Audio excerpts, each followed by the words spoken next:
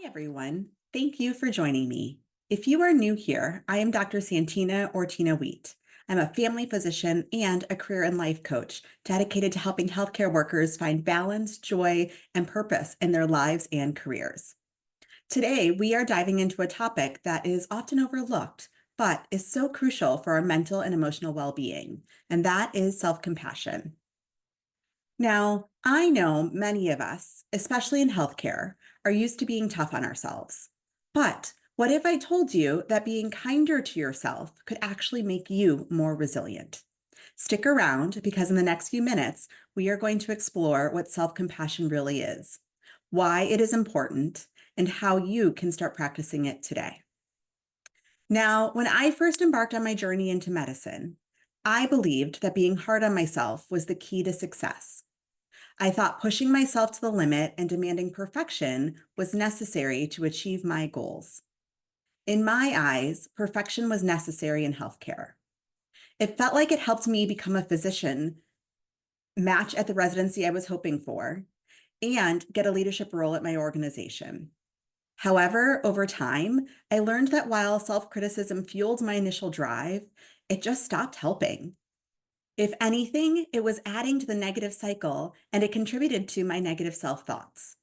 It was hard to recognize wins and nothing I did really felt good enough.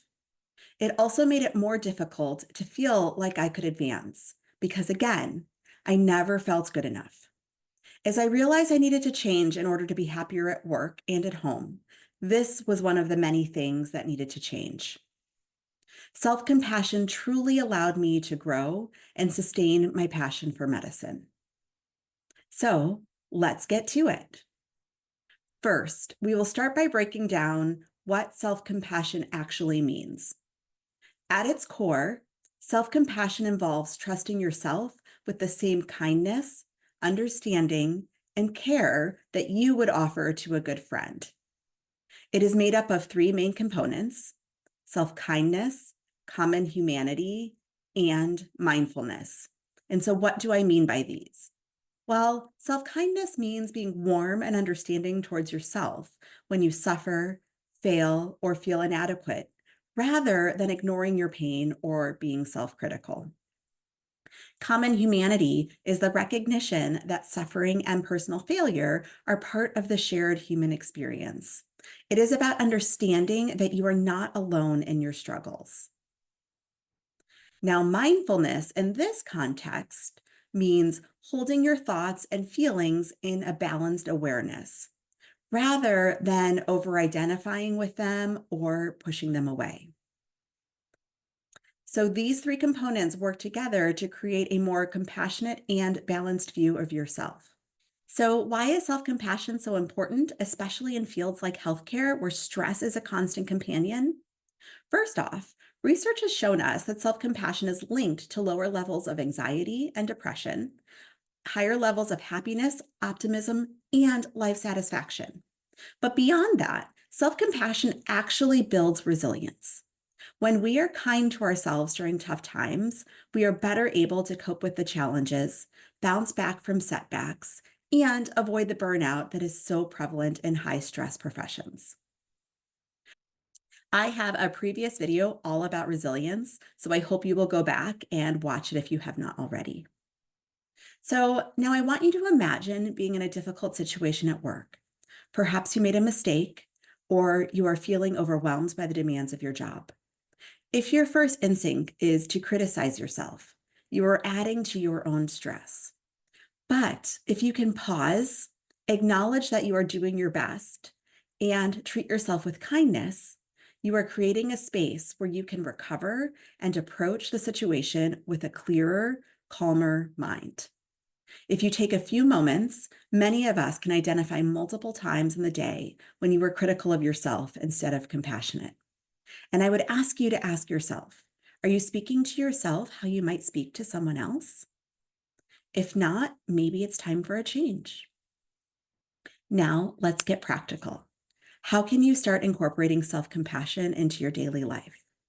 Well, here are three simple strategies, though of course there are others. First, let's start with self-compassion breaks.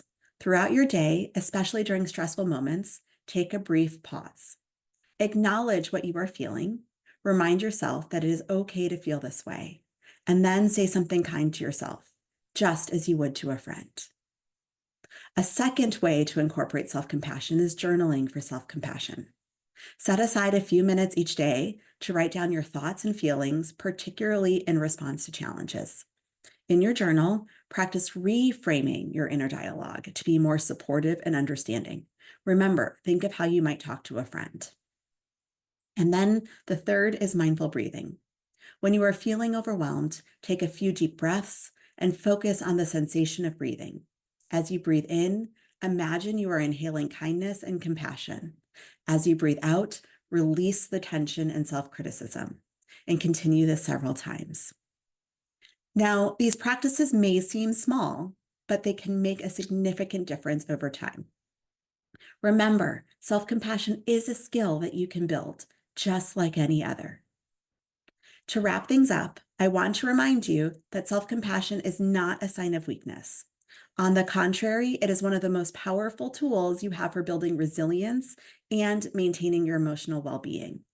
It allows you to face life's challenges with greater strength, balance, and grace.